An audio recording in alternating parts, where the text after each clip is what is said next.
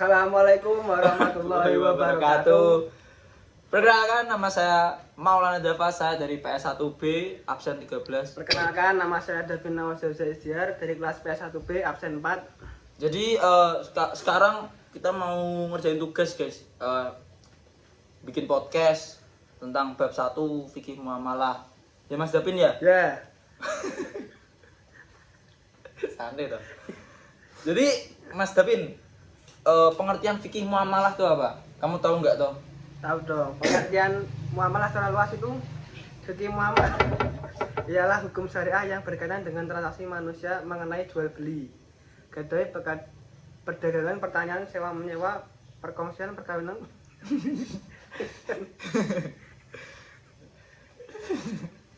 Kok ketawa sama Mas Davin? Yang lucu apa? Lucu toh. Aku nggak paham apa-apa ya Mas Davin ya. Bentar guys, kata bahasanya nggak boleh pakai kalung. Nah, aku nggak paham apa-apa.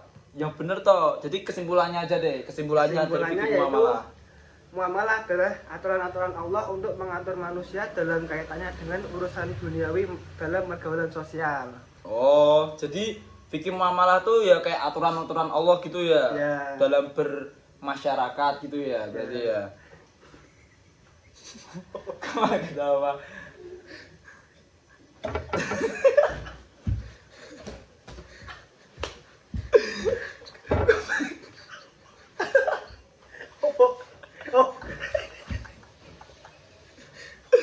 Aduh, banyakan ketawa guys. Kamu tahu nggak sih Dap, ruang lingkup fikih muamalah?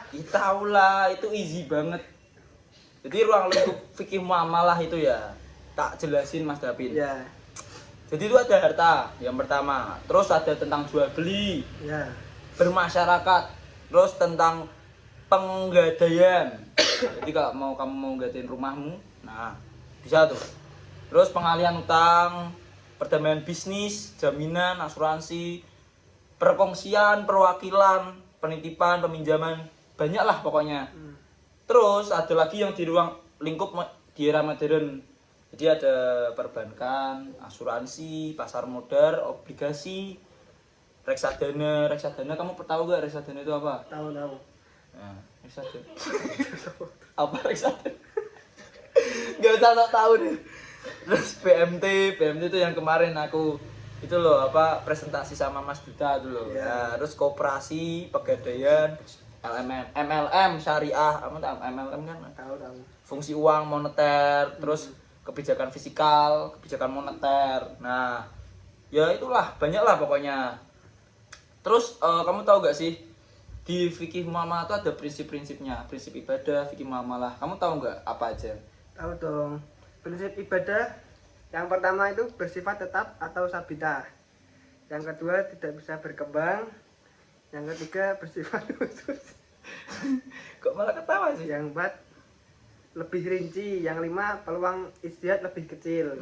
Yang prinsip muamalah apa? Prinsip muamalah itu yang pertama bersifat elastis. Yang kedua dapat berkembang sesuai dengan zaman dan tempat. Yang ketiga bersifat universal atau inklusif. Yang keempat umurnya general. Yang kelima peluang ijtihad luas. Oh, berarti prinsip muamalah itu kayak kita bermasyarakat gitu ya? Ya. Ada lagi ini dah perbedaan prinsip ibadah dan muamalah. Kamu tahu nggak? Tahu tuh, kan kamu tadi udah jelasin prinsip ibadah sama muamalah kan. Jadi perbedaannya tuh gini. Kalau ibadah itu bersifatnya tetap. Tapi kalau muamalah itu elastis. Jadi kalau ibadah itu kayak udah pasti, tapi kalau muamalah itu muamalah itu menyesuaikan gitu loh. Terus yang kedua, yang ibadah tuh nggak bisa berkembang. Jadi yang ibadah tuh seperti yang tadi yang pertama, jadi kayak tetap gitu loh, nggak bakal berkembang, nggak bakal kayak istilahnya kalau anak zaman sekarang tuh open minded, anjay ya sih. Nah kalau yang muamalah itu dapat berkembang sesuai zaman. Jadi kamu di daerah mana, fikih muamalahnya kayak gini ya, kayak gitulah intinya.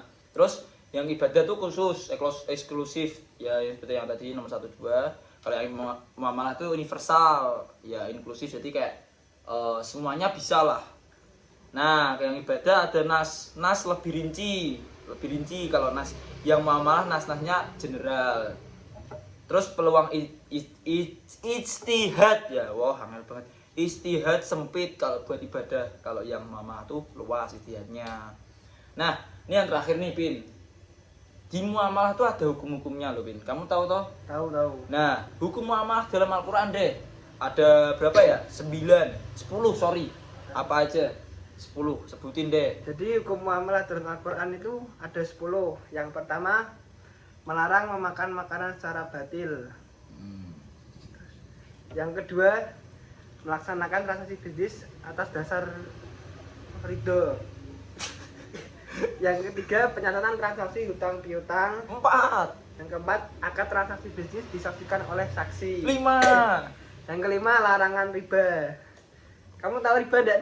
Tahu lah, yang biasa kamu. Riba itu apa, Dor? Riba itu kalau kita jatuh tuh loh. Yang keenam.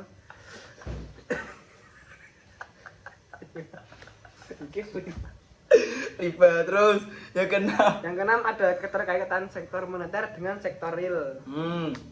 Yang Moneter real ketujuh ya. ada investasi dengan sistem mudharabah, musyarakah dan ijaroh. Musyarakah.